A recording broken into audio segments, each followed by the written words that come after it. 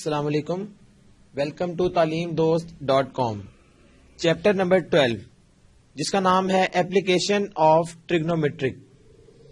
मतलब कि इस चैप्टर में हमने ना एप्लीकेशनें देखनी है ट्रिग्नोमेट्री की, हम कहाँ कहाँ ट्रिग्नोमेट्री को यूज करते हैं बेसिकली।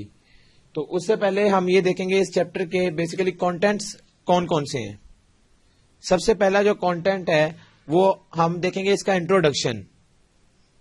उसके बाद हम ये देखेंगे सोल्यूशन ऑफ राइट ट्रायंगल, ये क्या है, हम किस तरह ट्रायंगल को सॉल्व कर सकते हैं।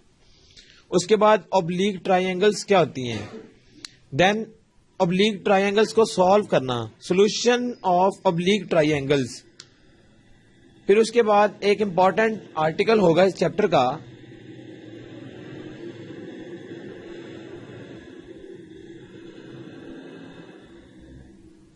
जिसका नाम है एरिया ऑफ ट्रायंगल। हम किसी भी ट्रायंगल का एरिया कैलकुलेट करना सीखेंगे। और लास्ट में हम देखेंगे सर्कल्स कनेक्टेड विद ट्रायंगल, यानी कि कोई ट्रायंगल है उसके साथ सर्कल का क्या रिलेशन है, सर्कल किस तरह सर्कल ड्रॉ कर सकते हैं ट्रायंगल के साथ। तो बेसिकली ये हम कंटेंट्स इस चैप्टर के अंदर स्टडी करेंगे। जैसा कि हमने देखा, सबसे पहले इंट्रोडक्शन हमने देखना है। तो इंट्रोडक्शन में क्या है, सबसे पहले if any 3 elements are given with at least one side, the remaining 3 elements can be determined. This process of finding unknown elements is called solution of the triangle. इसका मतलब क्या है, हमें पता है कि जो ट्रिग्नोमेट्री है उसमें 3 चीजें हैं, साइन, कोसाइन और टेंजेंट। ये 3 फंक्शंस हैं। लेट सपोज एक ट्रायंगल हम कंसीडर कर लेते हैं, राइट ट्रायंगल ही कंसीडर कर लेते हैं। अब ये एक राइट ट्रायंगल है, हमें पता है कि इसमें क्या है, 3 एंगल्स होते हैं और 3 ही इसकी साइड्स हैं। तो जो सोल्यूशन ऑफ द ट्रायंगल की जो स्टेटमेंट थी वो ये कहती थी, अगर हमारे पास एक साइड गिवन हो तो हम क्या करेंगे, हम उससे जो बाकी उसके जितने एलिमेंट्स हैं, यानी कि हमारे पास अगर जिस तरह 3 साइड्स हैं और 3 ही उसके एंगल्स हैं, तो अगर हमारे पास इनमें से टोटल 3 चीजें हों जिनमें एटलीस्ट एक साइड हमारे पास हो, यानी कि एक हमारे पास अगर साइड गिवन हो और एंगल फिर 2 रह जाएंगे, 2 एंगल्स गिवन हो, तो फिर हम क्या कर सकते हैं, हम इजीली जो बाकी 3 उसके एलिमेंट्स होंगे वो निकाल सकते हैं। 3 साइड और 3 एंगल, यानी कि इसमें टोटल हमने जो इसमें कैलकुलेट करनी होती है ट्रायंगल के लिए, वो 6 एलिमेंट्स को कैलकुलेट करना है, जिसमें 3 साइडें हैं और 3 एंगल्स हैं। तो अगर एक साइड और बाकी 2 एंगल्स हमें गिवन होंगे तो हम बाकी 3 एलिमेंट्स इजीली फाइंड कर लेंगे। और इस प्रोसेस को हम क्या कहते हैं, सोल्यूशन ऑफ द ट्रायंगल। तो इसके बाद क्या है, अब जैसा कि हमने बात किया कि एप्लीकेशन ट्रिग्नोमेट्री की क्या है, इसी से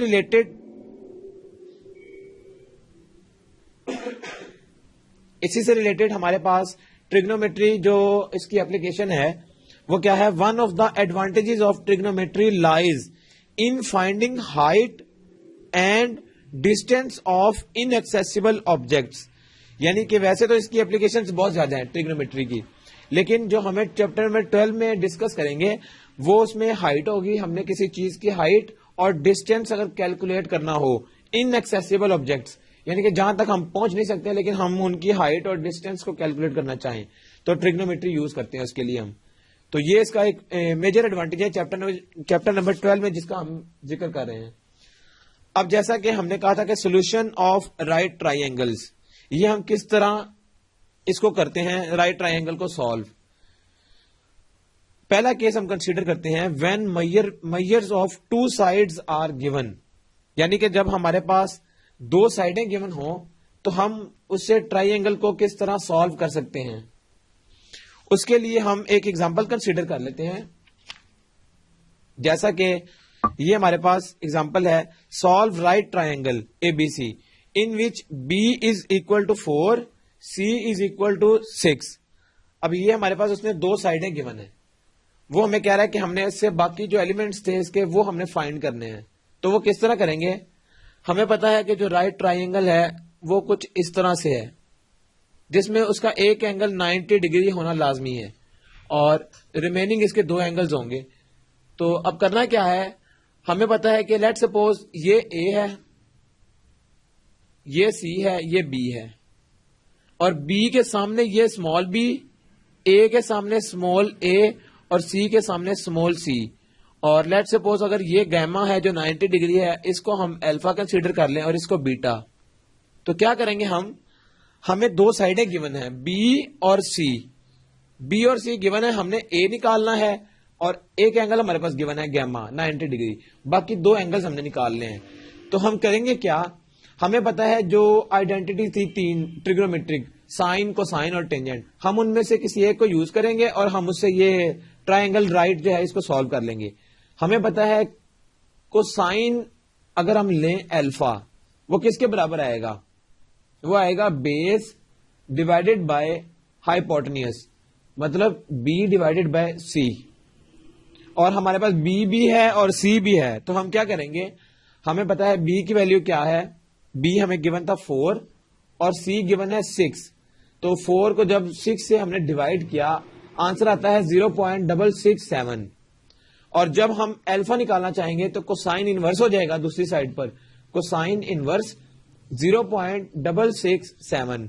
और यहां से अल्फा क्या निकल आएगा, अल्फा की वैल्यू हमारे पास आएगी राउंड अबाउट 48.19 डिग्रीज। ये हमारे पास अल्फा की वैल्यू आ गई। अब अगर गौर करें, हमारे पास सी तो गिवन है और बी भी गिवन है, एक एंगल हमने निकाल लिया अल्फा और गैमा भी गिवन है, यानी कि अब एक साइड और एक एंगल रह गया। हम एक और आइडेंटिटी यूज कर लेते हैं साइन की, sine of alpha is equal to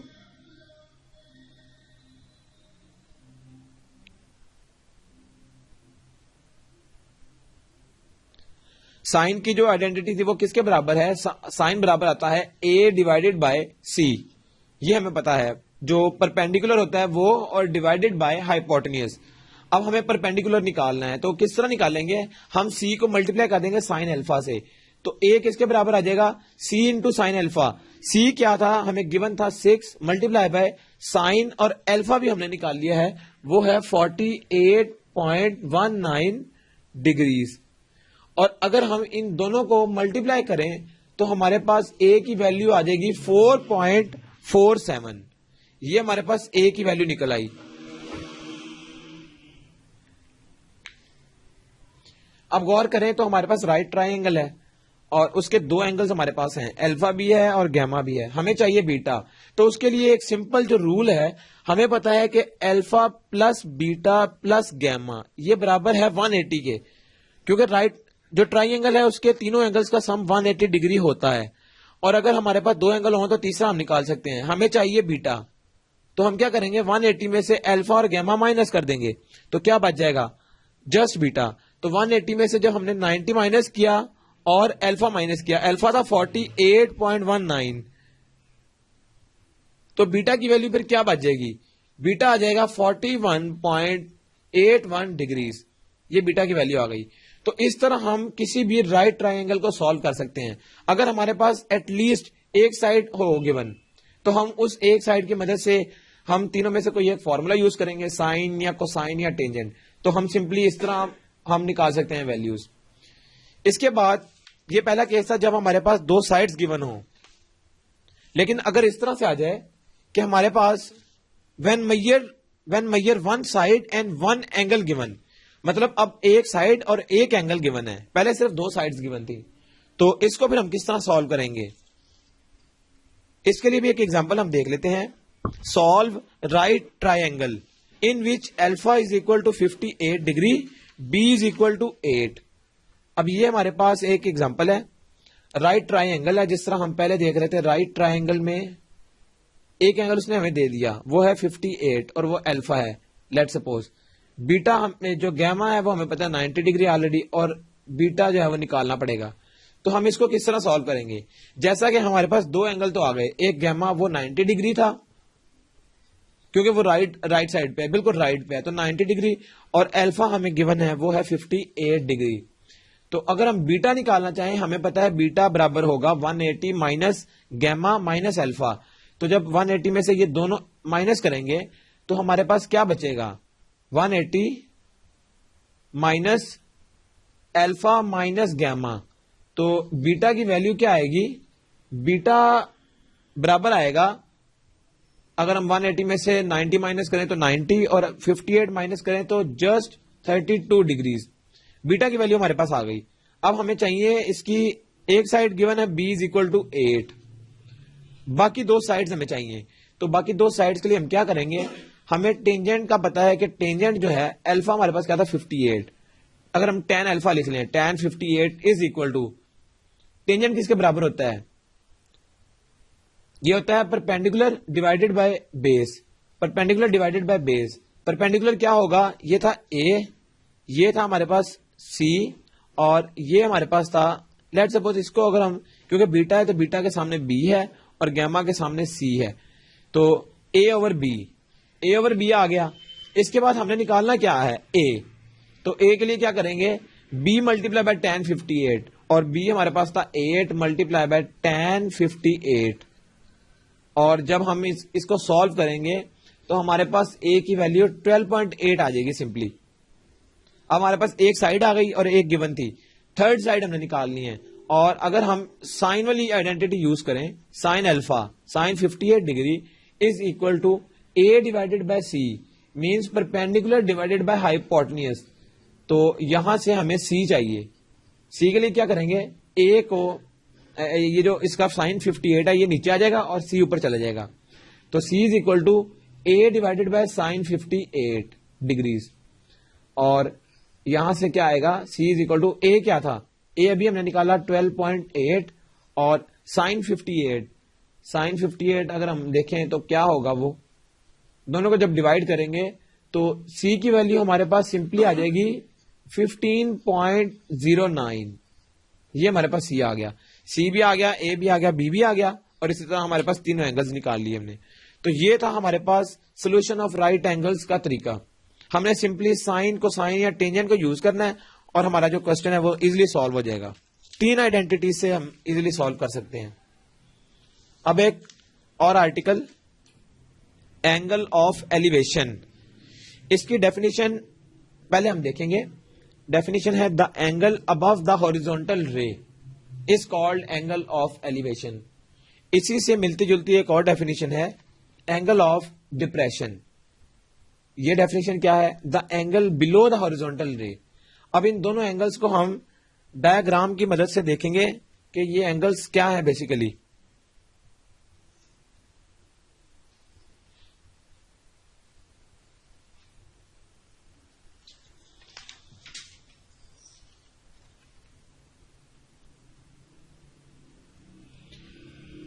ये दो एंगल्स हैं, एंगल ऑफ एलिवेशन और angle of depression. Let suppose ये हमारे पास एक हॉरिजॉन्टल रे है। लेट सपोज अगर हम इसके ऊपर दो एंगल्स बनाए इस तरह, एक एंगल ये है, इसको हम लेट सपोज अल्फा कह दें और इसको हम बीटा कह दें, और ये हमारे पास है हॉरिजॉन्टल जो रे थी। हॉरिजॉन्टल रे ये है, एक हमने एंगल इसके ऊपर ड्रॉ कर दिया और एक एंगल हमने इससे नीचे ड्रॉ कर दिया। इससे क्या होगा?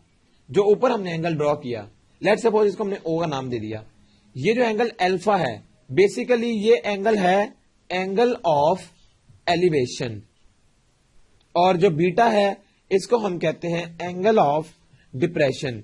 यानी कि अगर हॉरिजॉन्टल लाइन से ऊपर जो भी एंगल बनेगा वो अल्फा, या उसको हम कह लेंगे एंगल ऑफ एलिवेशन, और उससे नीचे जो एंगल होगा वो एंगल ऑफ डिप्रेशन है। तो ये इसकी सिंपल सी डेफिनेशन है। इसके बाद हम अगर एंगल ऑफ एलिवेशन से मतलब हमें सवाल आए तो हमने उसको किस तरह सॉल्व करना है, हम उसको देख लेते हैं। हमें क्या करना है, लेट सपोज ये example, a string of a flying kite is 200 meter long and its angle of elevation is 60 degree. Find the height of the kite above the ground taking the string to be fully stretched. इसका मतलब क्या है? String जो है वो मतलब धागा, और फ्लाइंग काइट इज 200। अब वो कह रहा है कि हमारे पास लेट सपोज ये ग्राउंड लेवल है,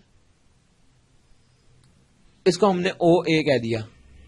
वो कहता है कि ग्राउंड लेवल से जो अगर हम एक काइट जो है वो फ्लाई कर रही है और उसकी जो ये स्ट्रिंग है इसकी लेंथ वो कहता है 200 मीटर है, और वो जो एंगल बना रही है वो भी उसने गिवन है, वो कहा है 60 डिग्री। ये उसने हमें कहा। एंगल ऑफ एलिवेशन कहा है उसने, इसका मतलब है angle above the horizontal line. तो ये एंगल हो गया वो। अब हमें करना क्या है, अब उसने कहा है कि इसकी हाइट बताओ। लेट सपोज ये हाइट है, उसने कहा इसकी ग्राउंड लेवल से हाइट क्या है। तो अगर हम इसको एक ट्राइंगल कंसीडर कर लें, हमें पता है कि ये 200 लेंथ है इसकी और ये एंगल 60 है। तो हम क्या करेंगे, हमें चाहिए जस्ट इसकी हाइट। हमें कौन सा रिलेशन यूज करना है जिसमें हाइट आती है, वो है बेसिकली साइन वाला। साइन अल्फा या sine 60 degree is equal to perpendicular over hypotenuse. Hypotenuse given है और परपेंडिकुलर निकालना है। तो परपेंडिकुलर सिंपली क्या आ जाएगा, हाइट इंटू साइन 60। हाइट क्या है हमें निकालनी है, तो क्या करेंगे हम, ये जो साइन, हमें सिंपली क्या करना पड़ेगा,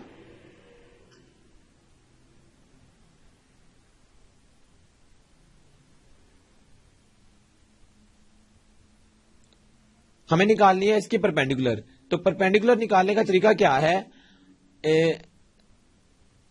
परपेंडिकुलर और हाइट तो सेम चीज है। तो परपेंडिकुलर ओवर हाइपोटेन्यूज, ये हाइपोटेन्यूज है h। तो हमें यहां से क्या आएगा, h इंटू साइन 60। तो हमें पता है कि हाइपोटेन्यूज किसके बराबर था, 200 के। तो 200 मल्टीप्लाई बाय साइन 60, ये किसके बराबर आ जाएगा। यहां से अगर हम देखें परपेंडिकुलर की वैल्यू, तो वो राउंड अबाउट आएगी 173.2, और इसका यूनिट क्या होगा, मीटर्स, क्योंकि इसने जो हमें इसका यूनिट दिया था वो मीटर था, तो ये भी मीटर में ही होगा। तो परपेंडिकुलर हमारे पास यहाँ हाइट, इसको हम कह सकते हैं हाइट, क्योंकि उसने हाइट का वर्ड यूज किया है यहां पर, तो हम भी इसको हाइट कह लेते हैं। तो यहां से हाइट कितनी आ गई, h is equal to basically 173.2 आ गई। इसके बाद एक और आर्टिकल है ऑब्लीक ट्राइएंगल्स। ऑब्लीक ट्राइएंगल्स, इसकी डेफिनेशन में क्या आता है, इसकी डेफिनेशन है a triangle which is not right is called an oblique triangle. यानी कि कोई भी ऐसी ट्राइएंगल जो राइट ना हो, उसके अलावा जो मर्जी हो। लेट सपोज राइट में तो होता है ना कि एक एंगल 90 डिग्री है, लेकिन अब हम देखते हैं कि हमने 90 डिग्री एंगल नहीं कंसीडर करना, ये एंगल 90 से ग्रेटर है, ये वाला एंगल। तो इसका मतलब है कि ये हमारे पास ऑब्लीक ट्राइएंगल है, 90 डिग्री नहीं है। इसी तरह कोई भी ऐसा एंगल जो 90 ना हो उसमें, तो हम उसको क्या कह लेंगे, ये ऑब्लीक ट्राइएंगल है। और यहां तक पार्ट नंबर 1 मुकम्मल हो गया।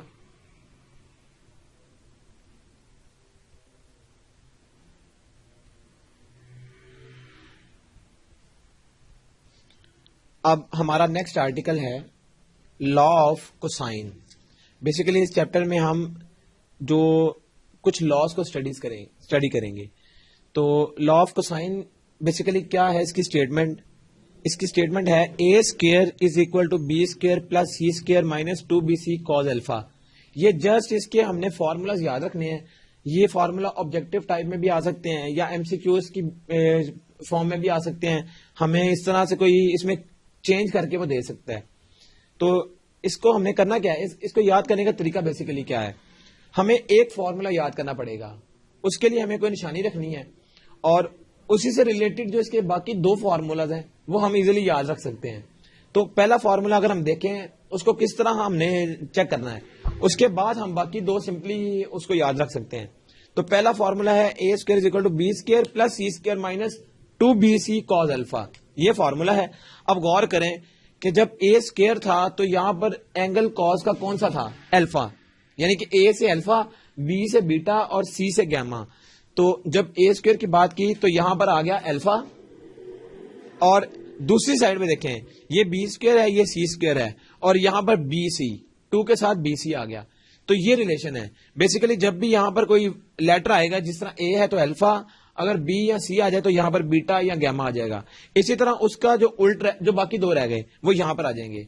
तो सिंपली अगर हम इसके बाकी 2 लॉज को देखें तो वो क्या है, अब बी स्क्वायर आ गया तो b square is equal to C square plus a square आ गया, और उसके बाद ये सी ए था तो यहां पर भी सी ए आ गया, और इस बी से ये बीटा आ गया। तो ये याद रखने वाली बात है। इसमें रट्टा तो है नहीं, जस्ट आपने इसको गौर करना है कि फॉर्मूले में किस तरह से ये लिखा हुआ है, और अगर थर्ड फॉर्मूला देखें लॉ ऑफ कोसाइन का, तो वो क्या है बेसिकली, सी आ गया यहां पर, अब सी स्क्वायर इज इक्वल टू, जब सी आ गया यहां पर तो यहां पर रिमेनिंग ए और बी रह जाएंगे, ए स्क्वायर बी स्क्वायर और ये ए बी 2 के साथ। इसी तरह सी से ये गैमा आ गया, ए से अल्फा, बी से बीटा और सी से गैमा, ये याद रखना है। और इसके बाद ये फॉर्मूला, इनकी निशानी है ये। तो लॉ ऑफ कोसाइन ये ऑब्जेक्टिव टाइप में भी आ सकता है, या आपने इससे कोई क्वेश्चन सॉल्व करना है तो उसमें आप पुट कर सकते हैं इसको। अब इसके बाद जिस तरह लॉ ऑफ कोसाइन है, इसी तरह लॉ ऑफ साइन भी है। लॉ ऑफ साइन क्या कहता है, उसके भी बेसिकली 3 स्टेटमेंट है उसकी, a over sine alpha, b over sine beta और सी ओवर साइन गैमा। इसका मतलब क्या कि जब हम ए की बात करते हैं तो साइन के साथ अल्फा आता है, जब बी की बात करेंगे तो बीटा आएगा, जब सी की बात करेंगे तो गैमा आएगा। तो बेसिकली ये इसको याद रखने का तरीका ये है। और ये तीनों आपस में क्या है, चाहे ए ओवर साइन बीटा करें, साइन अल्फा करें, बी ओवर साइन बीटा करें या सी ओवर साइन गैमा, ये तीनों की वैल्यूज आपस में बराबर होंगी। अब हम एक एग्जांपल कंसीडर करते हैं, उसके बाद हम नेक्स्ट आर्टिकल पे जाते हैं। एग्जांपल है solve the triangle ABC by using law of cosine and sine given that B is equal to 3, C is equal to 5, alpha is equal to 120 degrees. अब उसने हमें खुद कह दिया कि ट्राइंगल को सॉल्व करना है और कंडीशन ये है कि कोसाइन और साइन लॉ की मदद से। तो कोसाइन और साइन की मदद से हम किस तरह इसको सॉल्व कर सकते हैं, हमारे पास फॉर्मूला लिखे हुए हैं लेफ्ट साइड पर। अब हम किस तरह करेंगे, हमें 2 साइडें गिवन है बी और सी। हमें पता है लॉ ऑफ कोसाइन तब हम लगा सकते हैं जब 2 साइड्स गिवन हो, बी और सी जिस तरह गिवन है, और साथ एक एंगल। तो यहां पर देखें 2 साइड्स गिवन है और एक एंगल गिवन है, इसका मतलब है यहां पर हम सीधा सीधा लॉ ऑफ कोसाइन यूज करेंगे। और कौन सा वाला, पहला वाला, क्योंकि बी और सी गिवन था, तो बी और सी हमारे पास ये। यहां से अगर हम देखें a square is equal to b square है, तो डायरेक्ट पुट करते हैं हम वैल्यू। बी स्क्वायर मीन्स 3 का स्क्वायर 9 प्लस सी का स्क्वायर क्या आएगा, सी का स्क्वायर आ जाएगा 5 का square 25 minus 2 B C, B 3 5 आ गया सी की जगह और कोसाइन आ गया 120 डिग्रीज। जब हम इसको फर्दर सॉल्व करेंगे तो क्या आएगा, 25 प्लस 9 ये तो हो गया 34 माइनस 5 टू द 10 3 द 30, ये 30 आ गया। और इसके बाद cos 120 होता है माइनस 1/2। अब हम क्या करेंगे, अब हम सिंपल इसको सॉल्व करेंगे तो क्या आएगा, ये माइनस माइनस हो जाएगा प्लस, और 30 डिवाइडेड बाय 2 ये 15 आ गया, और 34 प्लस 15 इज 49, ये आ गया ए स्क्वायर। हमें सिंपली ए चाहिए, तो दोनों साइडों पर अगर हम स्क्वायर रूट ले लें तो क्या आएगा, ए इज इक्वल टू 7। याद रखें जब स्क्वायर रूट खत्म करते हैं तो प्लस माइनस आता है। यहां पर हम माइनस का इसलिए नहीं लेंगे क्योंकि माइनस कभी भी नहीं हो सकती ए की वैल्यू, ये साइड है तो साइड कभी नेगेटिव नहीं होती, तो हमने ए इज इक्वल टू 7 ले लिया। इसके बाद अब हमने क्या किया, लॉ ऑफ कोसाइन यूज किया, हमने एक और साइड निकाल ली, तो हमारी 3 साइडें कंप्लीट हो गई। अब हमें एंगल चाहिए, 2 एंगल्स चाहिए, अल्फा गिवन है, बीटा और गैमा निकालना है। और अब हम वो किस तरह निकालेंगे, हम यूज करेंगे law of sine. Law of sine क्या कहता है, a over sine alpha is equal to b over sine beta. ये हमें ये वाला हमने पहले 2 ले लिए, ये आपस में बराबर है, तो हम क्या करेंगे, हमें चाहिए क्या, बीटा चाहिए, तो साइन बीटा अगर उधर चला जाए और बाकी सब राइट साइड पे आ जाए तो क्या होगा, साइन बीटा आ गया इस साइड पर, ये बराबर आ जाएगा किसके, b into sine alpha divided by a. इसके बाद हमें चाहिए साइन बीटा, ये इधर आ गया, इज इक्वल टू बी क्या था, बी हमें गिवन था 3 मल्टीप्लाई बाय साइन अल्फा और अल्फा क्या है 120 डिग्री, देन और नीचे डिवाइडेड बाय ए है, और ए हमने कैलकुलेट किया था 7। तो यहां से जब हम इसको 3 मल्टीप्लाई बाय साइन 120 और डिवाइडेड बाय 7 जब करते हैं तो हमें ये सॉल्व करके आंसर आता है 3712.3712, ये हमारा आंसर है। लेकिन हमें चाहिए सिंपली बीटा, तो सिंपली बीटा कैसे कैलकुलेट होगा, उसके लिए हम क्या करेंगे, बीटा कैलकुलेट करने के लिए हमें क्या करना है, हमें साइन इनवर्स को दूसरी साइड पे ले जाना होगा। साइन इनवर्स 0.3712, और जब हम इसका साइन इनवर्स लेंगे तो बीटा की वैल्यू क्या आ जाएगी, ये आ जाएगा 21.78 डिग्रीज। तो ये डायरेक्ट उसको हमने सॉल्व कर लिया, तो हमारा बीटा भी आ गया, अल्फा भी आ गया, और हमें तीसरा एंगल जो था वो गैमा था, क्योंकि हमें उसने ट्राइंगल सॉल्व करने के लिए कहा है और उसमें 3 साइड और 3 एंगल हैं, और जब अल्फा बीटा गिवन हो, गैमा हमने निकालना है, तो इन दोनों को हम ऐड करेंगे और 180 में से माइनस कर देंगे तो हमारे पास गैमा आ जाएगा। तो यहां से गैमा की वैल्यू क्या निकलेगी, गैमा की वैल्यू सिंपली हम देखेंगे, गैमा बराबर है 180 में से जब बीटा और अल्फा को माइनस करेंगे, 180 माइनस 120 माइनस 21.78 डिग्रीज। तो जब 180 में से 120 माइनस किए तो 60 में से जब 21.78 माइनस किया तो ये आ जाएगा अराउंड अबाउट 38.2 डिग्रीज। तो ये आ गया गैमा की वैल्यू। और अब ये हमने लॉ ऑफ कोसाइन और साइन को यूज करते हुए हमने क्वेश्चन को सॉल्व किया। जो ट्राइंगल हमने सॉल्व करनी थी वो हमने सिंपली इन लॉस की मदद से सॉल्व कर ली। इसके बाद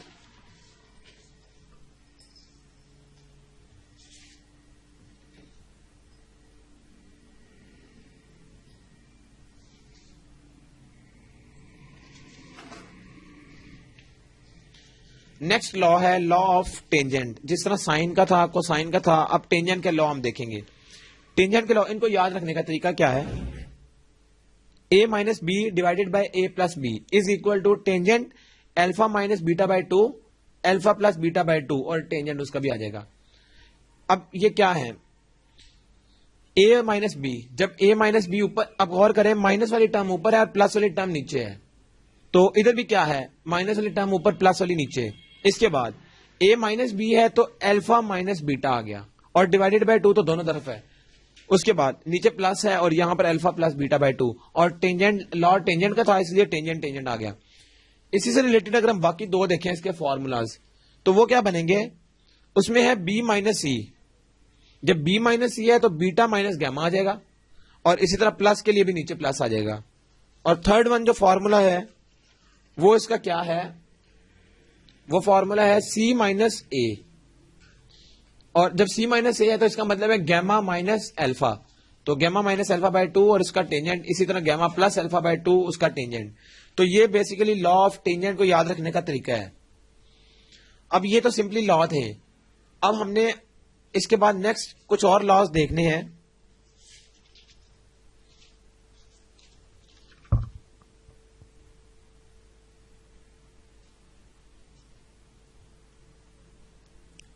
अब है हाफ एंगल फॉर्मूलाज। उसमें सबसे पहले है साइन का, sine of half the angle, यानी कि कोई एंगल हाफ है उसका हमने साइन लेना है, वो किसके बराबर होगा, वो बराबर है इसके sign alpha by 2। Let suppose alpha angle है, उसका हाफ है और उसका हमने साइन लेना है। साइन अल्फा बाय 2 ये बराबर है S minus B S minus C divided by B C. इसी तरह इसको भी हम कंपैरिजन इसका करते हैं बाकी दो फॉर्मूला से। जब साइन बीटा बाय 2 करेंगे तो तब किसके बराबर आएगा, वो बराबर आएगा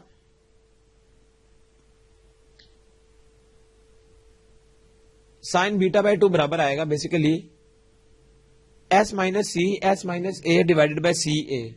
और जो थर्ड फॉर्मूला गैमा का है वो किसके बराबर है, वो बराबर है sine gamma by 2 is equal to square root S minus A S minus B over A B. अब इन तीनों में जो कंपैरिजन है वो क्या है, जब हम अल्फा की बात करते हैं, अल्फा के साइन की, हाफ एंगल जो अल्फा बाय 2 है उसके जब साइन की बात करेंगे तो यहां पर हम अल्फा के अलावा, यानी कि हमें पता है अल्फा बेसिकली ए के, हम उसको ए के कंपैरिजन करते हैं, और जो बीटा है वो बी के, और जो गैमा है वो सी के। तो अल्फा तो हमने देख लिया कि यहां पर अल्फा यूज है, इसका मतलब है यहां पर ए नहीं यूज, तो जोन सा एंगल होगा उसका यहां पर यूज नहीं होगा। तो s minus B S minus c आ गया, और नीचे क्या है बी सी। अगर हम बीटा की बात करें तो इसमें अब बी नहीं आएगा ऊपर, तो ना बी है, देखें s minus c s minus a, और बी का यहां पर जिक्र नहीं है। इसी तरह जब गैमा की बात करेंगे तो यहां पर फिर सी की बात नहीं होगी, S minus A S minus B over A B. BC के लिए BC, C A then C a, और यहां पर भी ए बी तो ए बी। और ये बेसिकली हाफ एंगल फॉर्मूलाज है फॉर साइन। इसी तरह कोसाइन के लिए भी है, वो भी हम देख लेते हैं, उसको हम किस तरह देखेंगे। ये है कॉस अल्फा बाय 2 का फॉर्मूला, इसी तरह कॉस बीटा बाय 2 का फॉर्मूला भी है, और लास्ट में हमारे पास कॉस गैमा बाय 2 का फॉर्मूला आएगा। इसको हम किस तरह याद रखेंगे। कॉस अल्फा बाय 2 किसके बराबर है, एस इंटू एस माइनस ए। जब अल्फा की बात की तो ए आ गया, जब बीटा की बात की तो ऊपर बी आ गया, जब गैमा की बात की तो सी। और इसके डिनोमिनेटर में अगर हम देखें, जब ए था तो उसका उल्ट बी सी, दूसरी जो टर्म्स थी बी सी नीचे आ गया, जब बीटा है तो ए सी आ गया, और जब सी है यानी कि गैमा सी है तो ए बी आ गया। यानी कि जिसकी बात ऊपर हो रही है फिर नीचे नहीं उसकी बात होगी, उसके जो रिमेनिंग रह जाएंगे उनकी बात होगी। तो बी सी ऊपर ए, इधर ऊपर बी है नीचे ए सी, इसी तरह सी है तो ए बी, और जो ऊपर सी है तो गैमा, बी है तो बीटा, ए है तो अल्फा। ये बेसिकली हम फॉर्मूला को याद रखने का जो तरीका देख रहे हैं कि इनका आपस में रिलेशन क्या है। अब जिस तरह हमने साइन का हाफ एंगल देख लिया, कोसाइन का भी देख लिया, इसके बाद हमारे पास जो लास्ट रहता है वो है टेंजेंट का। तो tangent of half the angle वो किसके बराबर होगा, tangent alpha by 2 is equal to s minus b into s minus c over s into s minus a. अब बेसिकली, और ये sine alpha by tan alpha by 2 है, tan beta by 2 है, और टेंजेंट गैमा बाय 2 है। ये तीन formulas हैं। अब हम इसको डायरेक्ट भी निकाल सकते हैं, हमें साइन अल्फा बाय 2 और कॉस अल्फा बाय 2 का फॉर्मूला आता है। हम क्या करेंगे, हम साइन अल्फा बाय 2 और कॉस अल्फा बाय 2 को अगर डिवाइड कर दें तो वो टेंजेंट अल्फा बाय 2 आ जाएगा। ये बेसिकली वहां से ड्राइव किया है। अब जब अल्फा की बात हो रही है तो ऊपर अल्फा ए नहीं है, एस, जब यहां पर अल्फा है तो ये बी और सी है, और नीचे क्या है ए, यानी कि इधर अल्फा है तो ये डिनोमिनेटर में ए आ जाएगा, इधर बीटा है तो डिनोमिनेटर में बी है, इधर गैमा है तो डिनोमिनेटर में सी है। और अगर ऊपर बात करें तो ऊपर अल्फा है तो बी सी, बीटा है तो सी ए, और जब गैमा है तो ए बी, तो और एस माइनस ए, बाकी सारी चीजें इसमें सेम है, जस्ट ये डिफरेंस है, इसको याद रखने में।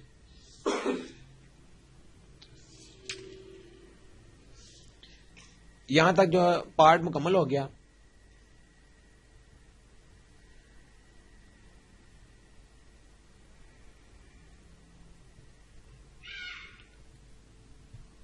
अब नेक्स्ट है आर्टिकल चैप्टर नंबर 12 का, जो कि एक इंपॉर्टेंट है ऑब्जेक्टिव पॉइंट ऑफ व्यू से, वो है area of triangle.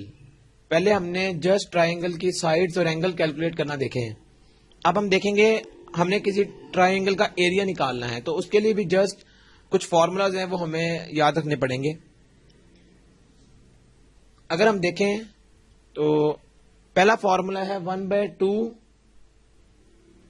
A B sine gamma.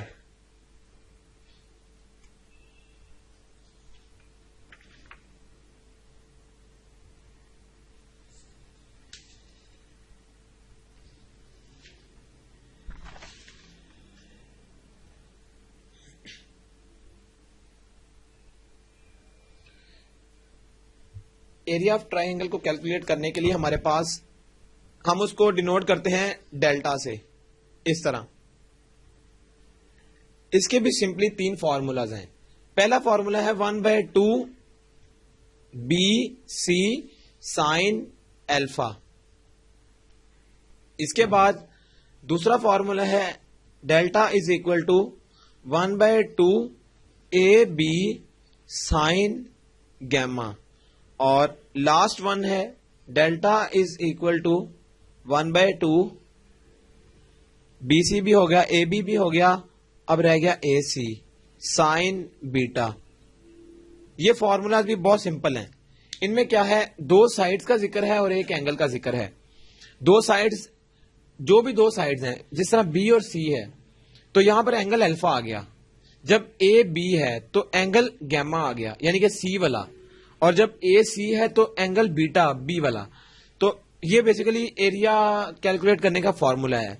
1/2 इससे पहले मल्टीप्लाई हो जाएगा, यानी कि हमने ऊपर मल्टीप्लाई करके 2 से डिवाइड करना है, तो हमारे पास एरिया आ जाएगा।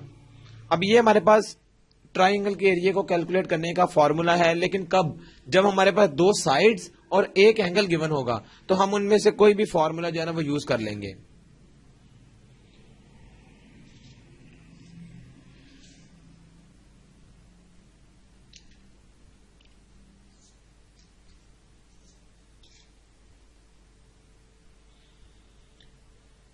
अब ये तो थी 2 साइड्स और एक एंगल के लिए। जब हमारे पास क्या होगा, 2 साइड्स गिवन होंगी और एक हमारे पास एंगल गिवन होगा, तो हम एरिया का ये वाला फॉर्मूला यूज करेंगे, इन तीनों में से कोई सा। लेकिन अगर हमारे पास 2 एंगल्स हों और एक साइड हो, यहां पर तो 2 साइड्स है ना, अगर हमारे पास साइड एक आ जाए और 2 एंगल्स हमें गिवन हो, तो हम डायरेक्ट एरिया कैसे कैलकुलेट कर सकते हैं? उसके लिए क्या करेंगे, ये फॉर्मूला हमारे पास है ए स्क्वायर इज इक्वल, ये जिस तरह हमारे पास ये एरिया है, एरिया बराबर है किसके, a square sine beta sine gamma over 2 sine alpha.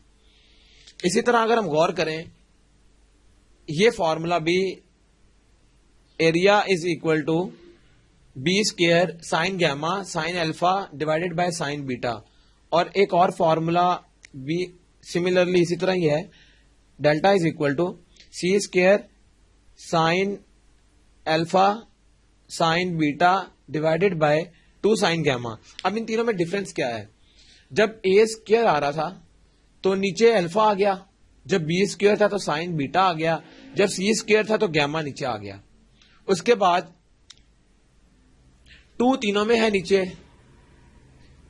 तीनों के साथ 2 आएगा, और ऊपर देखें अगर हम ए स्क्वायर जब था तो ए का हमें पता है कि एंगल अल्फा आता है, तो जब ए आ गया तो अब अल्फा की बात नहीं करनी, बीटा और गैमा की बात करनी है।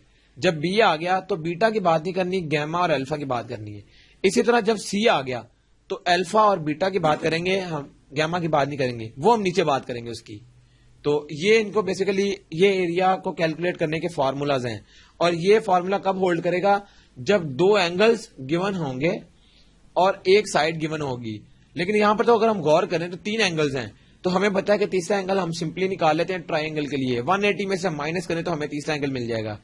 और ये एक साइड और 2 एंगल्स के लिए ये वाला फॉर्मूला हम यूज करेंगे एरिया का।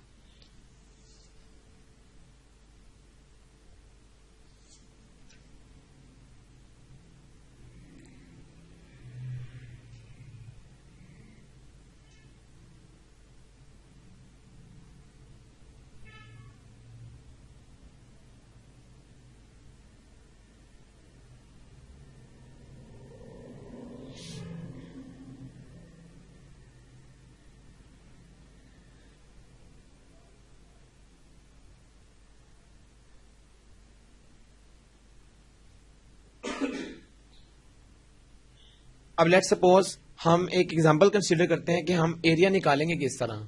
तो एरिया निकालने के लिए हमारे पास एक एग्जांपल है, find area of triangle ABC when alpha is equal to 35 degrees, gamma is equal to 45 degrees and B is equal to 7। अब गौर करें, हमें 2 एंगल्स गिवन है और एक साइड गिवन है, तो इसमें फिर एरिया का कौन सा वाला फॉर्मूला यूज होगा जो हमने इससे पहले देखा था, जिसमें बी स्क्वायर वाला यूज हो रहा था। तो हमें साइड बी वाली गिवन है, हम क्या करेंगे, पहले हम देखेंगे 2 एंगल्स गिवन है तो तीसरा निकाल लें। तो तीसरा एंगल किसके बराबर आएगा, बीटा इज इक्वल टू, वो आएगा 180 में से इन दोनों का एडिशन हम माइनस करेंगे, तो 180 डिग्रीज माइनस 35 डिग्रीज जो अल्फा है और माइनस 45 डिग्रीज, तो आंसर क्या आएगा, जस्ट 100 डिग्रीज। तो ये आ गया बीटा हमारे पास। अब हमने करना क्या है, अब हम देखेंगे हमारे पास फॉर्मूला एरिया का कौन सा यूज होगा। ये बी गिवन है, तो बी के केस में क्या था, बी स्क्वायर साइन, बीटा की बात नहीं करनी, अल्फा और sine gamma divided by 2 sine, और जब बी है तो यहां पर बीटा आ जाएगा। ये हमारा फॉर्मूला यूज होगा एरिया को कैलकुलेट करने के लिए। अब हम करेंगे क्या, यहां पर सिंपली हम वैल्यूज पुट करेंगे तो हमारा एरिया आ जाएगा। बी स्क्वायर की जब वैल्यू पुट करेंगे तो 7 का स्क्वायर हो जाएगा 49 multiply by sine alpha, alpha आ गया 35 degrees multiply by sine gamma, वो आ जाएगा साइन 45 डिग्रीज, और जब उसको डिवाइड करेंगे 2 साइन, ये बी है बीटा, तो बीटा हमारे पास है 100 डिग्रीज। जब हम इस सारे को आपस में मल्टीप्लाई कर लेंगे और सॉल्व करेंगे तो हमारे पास आंसर आ जाएगा अप्रोक्सीमेटली 10.09। ये आ गया हमारे पास एरिया। तो क्या ये हमारा आंसर होगा? ये हमारा आंसर इनकम्प्लीट है। वैल्यू तो हमने निकाल ली एरिया की, लेकिन याद रखें जब एरिया की बात करेंगे तो एरिया का यूनिट होता है स्क्वायर यूनिट्स। ये हम इसके लिए लिखेंगे। जब एरिया की बात करेंगे, ये एरिया है डेल्टा। जब हम एरिया की बात करेंगे तो एरिया की बात करते हुए हमने इसका यूनिट लिखना नहीं भूलना। यूनिट क्या है? स्क्वायर यूनिट्स, ये हम यूज करते हैं। एरिया का स्क्वायर होता है तो यहां पर हम लिखेंगे स्क्वायर यूनिट्स। हो सकता है ऑब्जेक्टिव में 4 ऑब्जेक्ट उसके हमारे एमसीक्यूज आ जाएं, उसकी 4 ऑप्शन आ जाएं, उनमें 2 आंसर्स हों, 10.09 हो और दूसरा भी 10.09 हो, लेकिन एक में उसने यूनिट लिखा होगा, एक में यूनिट नहीं लिखा होगा। तो जो यूनिट वाला होगा वो इसका आंसर है एरिया का। तो सिंपली ये एरिया कैलकुलेट करने का मेथड है।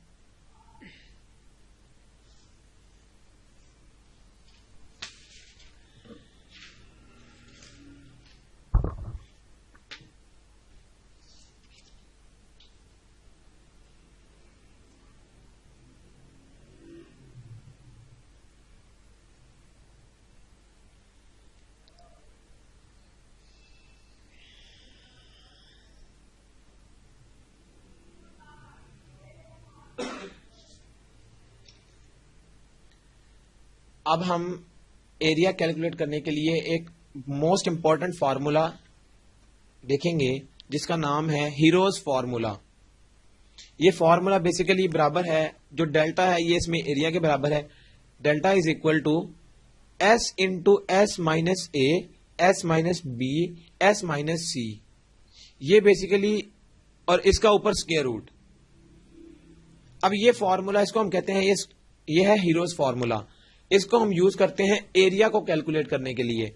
और इसमें एक नई चीज है हमारे पास एस। ये एस क्या चीज है?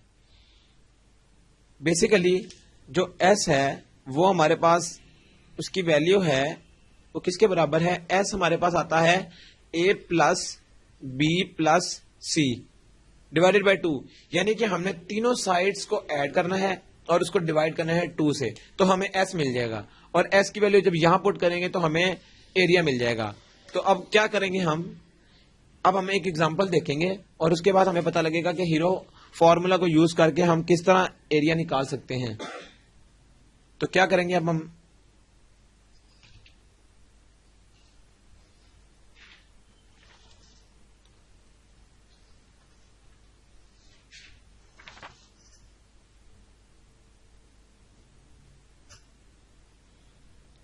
Find area of triangle ABC when A is equal to 6, B is equal to 8, C is equal to 6। अब इसमें किसी एंगल का जिक्र नहीं। जब किसी एंगल का जिक्र ना हो और तीनों साइड्स गिवन हो और हमें कहा जाए कि एंगल निकालना है, तो हम सिंपली हीरो फॉर्मूला यूज करेंगे। तो हीरोज फॉर्मूला एप्लीकेबल ही तब है जब तीनों साइड्स गिवन होंगी तब, और वहां से हम एस निकालेंगे पहले और देन हम एरिया कैलकुलेट कर लेंगे। तो इसका सोल्यूशन किस तरह होगा? हमें 3 साइड्स गिवन है, सबसे पहले हमें एस कैलकुलेट करना है। तो a plus B plus C, 6 plus 8 plus 6 divided by 2 equal to, जब तीनों को ऐड करेंगे 6 प्लस 8 प्लस 6, यह आ जाएगा 20 बाय 2, और यहां से सिंपली ये 10 आ जाएगा। इसके बाद हम डायरेक्ट फॉर्मूला यूज करेंगे हीरोज। ये आ गया square root s into s minus a, ये लिखा हुआ है यहां पर फॉर्मूला। तो एस क्या है? 10 माइनस ए क्या है? 6। इसी तरह 10 माइनस बी है 8, और लास्ट में 10 माइनस अगेन 6। जब हम इनको सॉल्व करेंगे तो 10 माइनस 6 आ गया 4, 10 माइनस 8 आ गया 2, और 10 माइनस 6 अगेन 4, और इसका ऊपर स्क्वायर रूट। अब जब इनको मल्टीप्लाई करेंगे 4 4 द 16, 16 टू 32, और 32 को जब 10 से मल्टीप्लाई करेंगे तो 320 हमारे पास मल्टीप्लीकेशन करके आ गया। और जब हम इसका फाइनल आंसर देखेंगे वो किसके बराबर आएगा? 17.88। ये इसका आंसर आ गया। अब इसमें कोई चीज मिसिंग, एक चीज मिसिंग है, वो हमने क्या करना है, हमें पता है एरिया के लिए हम यूनिट यूज करते हैं स्क्वायर यूनिट्स। ये हमने इसका अगर यूनिट ना लिखा तो ये आंसर इसका रॉन्ग होगा, क्योंकि इसकी वैल्यू के साथ इसका यूनिट आता है, एरिया का यूनिट स्क्वायर यूनिट्स है। तो ये इसका सिंपली आंसर है। ये हीरोज फॉर्मूला एप्लीकेबल तब होगा जब तीनों साइड्स गिवन हो, ये याद रखना आपने।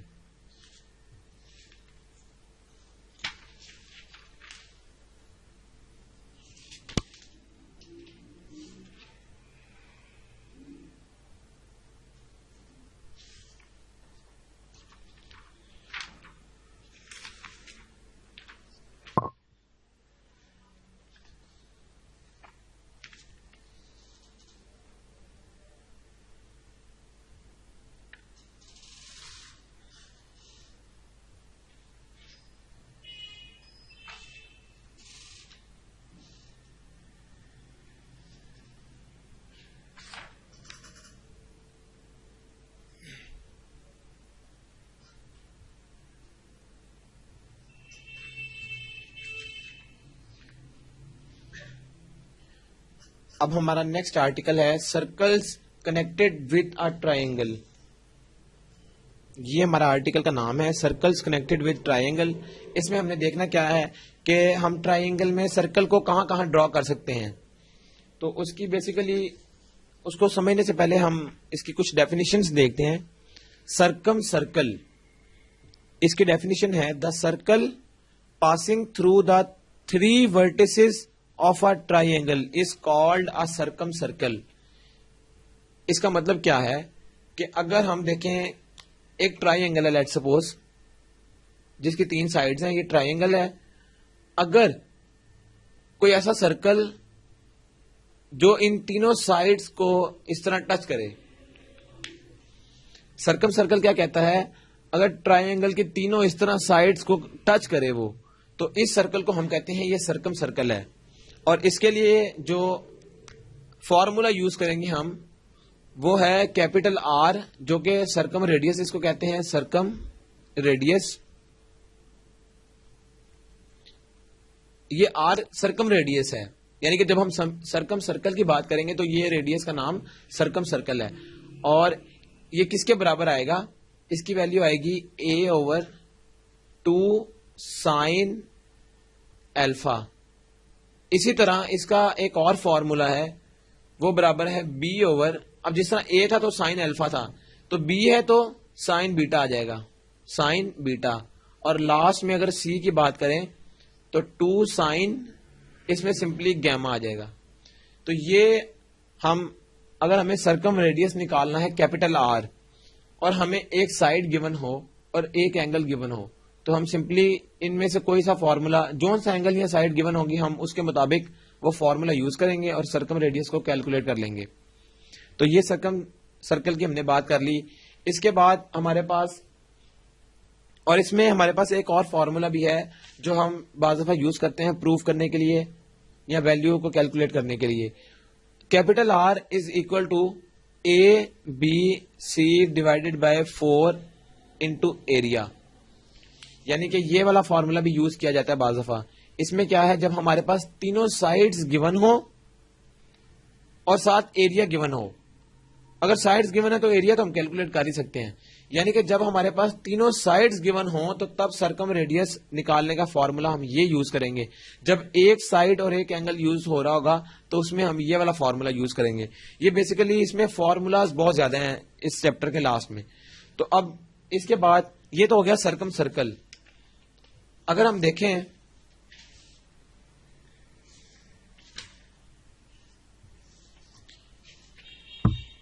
इन सर्कल, इन सर्कल की डेफिनेशन क्या है, the circle drawn in side a triangle touching it's 3 sides is called in circle. इसका मतलब क्या है कि कोई भी सर्कल, लेट्स सपोज हम उसको ड्रॉ करके देख लेते हैं। कोई भी सर्कल, लेट्स सपोज ये एक ट्राइंगल है, और अगर इसके अंदर इस तरह से कोई सर्कल हम ड्रॉ कर लें जो कि उसकी तीनों साइड्स को टच करे, तो ये इसका सिंपली क्या है, रेडियस। चाहे इधर से ले लें या चाहे इधर से ले लें, ये रेडियस है बेसिकली। तो अब क्या है, इन सर्कल की डेफिनेशन है कि कोई ऐसा सर्कल जो ट्राइंगल के इन साइड तीनों साइड्स को टच करे, तो ऐसा सर्कल क्या होगा, इन सर्कल। और इसको हम डिनोट करते हैं इसके रेडियस को स्मॉल आर से, और स्मॉल आर किसके बराबर आएगा, एरिया डिवाइडेड बाय एस। ये फॉर्मूला है इसका, यानी कि जब हमें एरिया गिवन होगा और एस गिवन होगा तो हम सिंपली वहां से इन सर्कल का रेडियस निकाल लेंगे। ये इसका सिंपली फॉर्मूला है। और इसके बाद थर्ड सर्कल जो हम देखेंगे उसका नाम है एस्क्राइब्ड सर्कल। इसकी डेफिनेशन है, a circle which touches one side of the triangle externally and the other two produced sides is called escribed circle. इसका इस डेफिनेशन से हमें क्या नजर आ रहा है कि अगर कोई ऐसा सर्कल, लेट सपोज ये एक ट्राइंगुलर फॉर्म है, ये हमारे पास ट्राइंगल है, अगर कोई सर्कल इस तरह से हो, यानी कि वो इस ट्राइंगल की एक साइड को टच करे इस तरह से, और इसकी जो रिमेनिंग दो साइड्स टच हो रही हैं वो ये वाली हो, ये, तो ऐसा सर्कल जो ट्राइंगल की एक साइड को टच करे और दो उसकी जो ये प्रोड्यूस्ड साइड्स हैं, ये दो, ये असल में प्रोड्यूस मीन्स कि उसको एक्सटेंड किया गया है उस ट्राइंगल की साइड्स को। तो जब ये दो साइड्स एक्सटेंड हो गई और सर्कल ने उनको टच कर लिया, तो ऐसा सर्कल क्या होगा, एस्क्राइब्ड सर्कल। और एस्क्राइब्ड सर्कल के लिए हम दो वर्ड्स और भी यूज करते हैं, ई एक्स, एक्स सर्कल, या दूसरा इसका नाम ई सर्कल भी हम इसको लिखते हैं।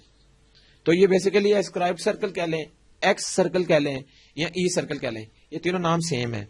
और इसके लिए हम जो रेडियस कैलकुलेट करते हैं ये आर, इसको हम R1 कह लेते हैं, ये बेसिकली रेडियस की वैल्यू है। तो R1 फिर किसके बराबर आएगा, R1 की वैल्यू बराबर आएगी डेल्टा ओवर S माइनस ए। जिस तरह सिंपल जो इन सर्कल का फॉर्मूला था वो था डेल्टा ओवर S, वो R था।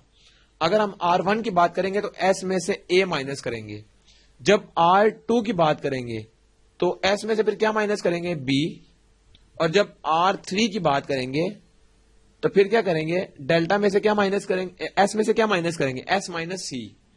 तो सिंपली जिस तरह का हमें कंडीशन गिवन होंगी हम उसके मुताबिक फॉर्मूला यूज करेंगे और हम रेडियस कैलकुलेट कर लेंगे, R1, R2, R3।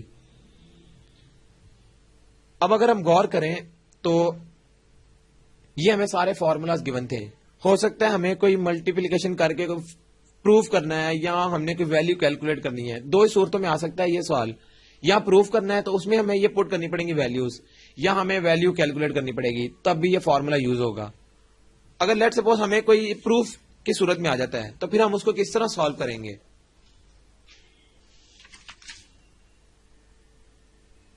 Let suppose हमें इस तरह का क्वेश्चन आ जाता है कि हम शो डैट, हमें कोई भी एक ना इस तरह स्टेटमेंट आ जाती है, R1, R2, R3, और हमें कहा जाता है कि आप प्रूफ करें कि ये दो आपस में बराबर हैं, डेल्टा स्क्वायर।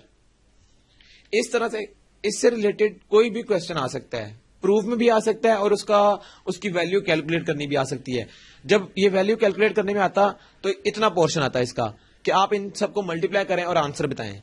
अब ये प्रूफ है कि आप इन सबको मल्टीप्लाई करें और जो आंसर आए वो डेल्टा स्क्वायर के बराबर होना चाहिए। अब हम क्या करेंगे, हमें पता है इनके फॉर्मूलाज, अगर हमें फॉर्मूलाज याद हैं तो हम सिंपली इसको सॉल्व कर सकते हैं, उसमें कोई मुश्किल नहीं। हमने इसकी लेफ्ट हैंड साइड को पकड़ के इसको राइट हैंड साइड बनाना है। तो लेफ्ट हैंड साइड क्या थी इसकी, लेफ्ट हैंड साइड है R into R1, R2, R3, इन चारों को मल्टीप्लाई करना है। हमें पता है R किसके बराबर था, डेल्टा ओवर S। R1 किसके बराबर है, delta over S minus A। R2 delta over S minus B, और R3 delta over S minus C।